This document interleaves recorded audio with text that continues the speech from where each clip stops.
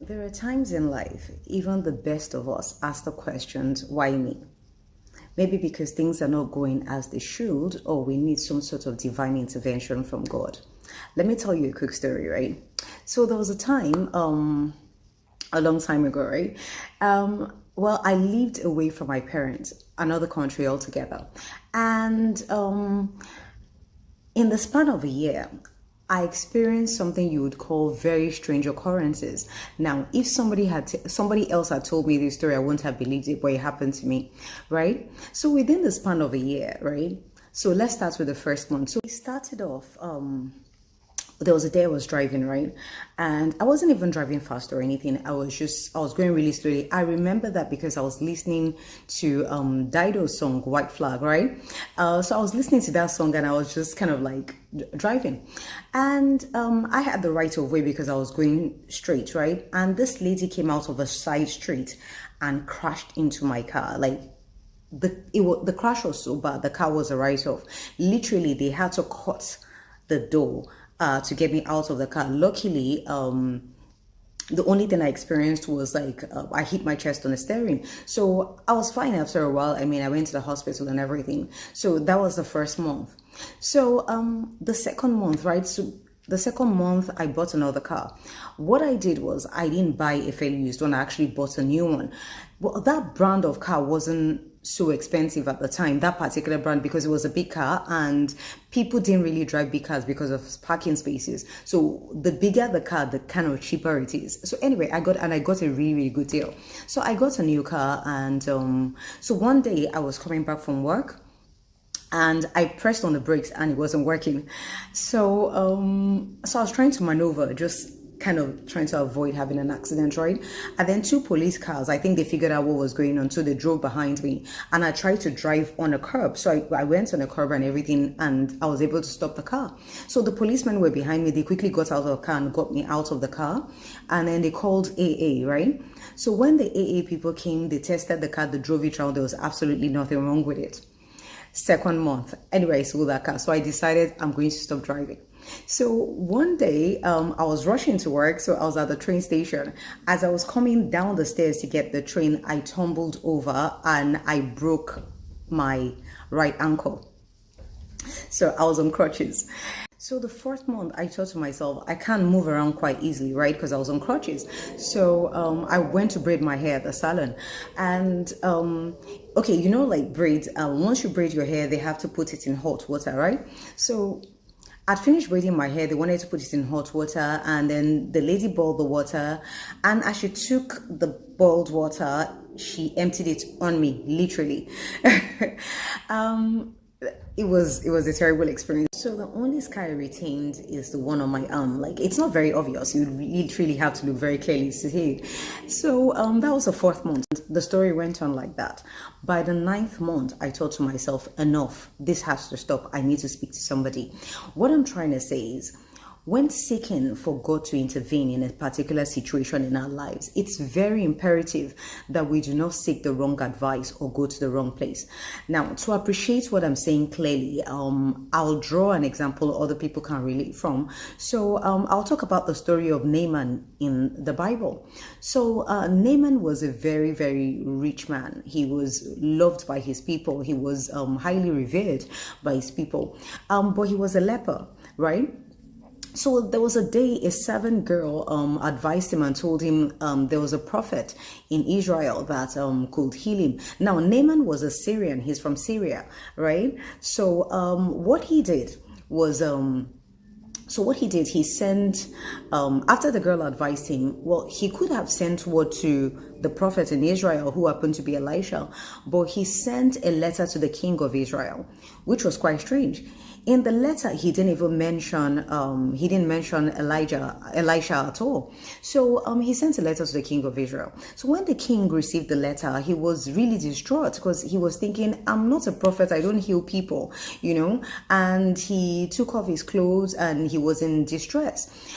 Reason why he would be that way is because Syria and Israel are not very friendly cities to each other. They're usually at loggerheads. So when the king got the letter letter, he must be thinking to himself, now this well-loved man, highly revered Syrian man has written me a letter. If I don't do what he wants me to do, he might bring war to Israel, So he was really worried about that. Now, there are so many stories in the Bible about people seeking the wrong advice or seeking the wrong counsel. There was one with King David that sought advice from Samuel without inquiring from God, and he was rebuked for it. There was Rehoboam, I think it was Solomon's son, that ignored the counsel of the elders and sought the counsel of his friends, and because of that, the kingdom was divided. When we go to seek advice for God's intervention, we need to go to people that will give us biblical advice. I mean, that's if you're a Christian. So apply this to your life as it fits, please. We need to go to the right place for spiritual growth, right? Which brings me to my next point, and that is that God's message is usually very simple. Let me carry on with Naaman, right? With the story of Naaman. So eventually, when Elisha the prophet heard that the king was very distraught, he sent word to the king and said, why are you so distraught? Why did you take off your garments and everything? Why are you so sad? Have you forgotten that I'm a prophet in Israel? Don't worry about it. Just send Naaman to me. So the king did that, and then Naaman went to see Elisha in Israel. So when Naaman got there, Elisha didn't even come out to see him. Elisha just sent word to him that tell Naaman to go and wash himself in River Jordan 7 times. He should dip himself in the river 7 times and he'll be healed. And Naaman was so upset because he thought to himself, Elisha should have come out to at least see him, he should have laid hands on him, he should have called other prophets to pray for him, and then why would he have to dip himself in River Jordan when that dirty river, when there's so many clean rivers in Syria that he could have done that? Why, it should be a bit more fancy, and everything.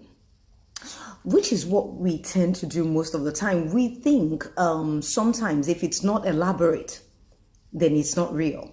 The more elaborate it is, the more powerful it seems. Another great example was when Peter preached the first gospel relating to the crucifixion of Jesus. Then the people were distraught. They realized that the atrocity they had committed, they had put to death the one person that the Jews had been waiting for since the Son of Man, which is Jesus being the chosen one, right?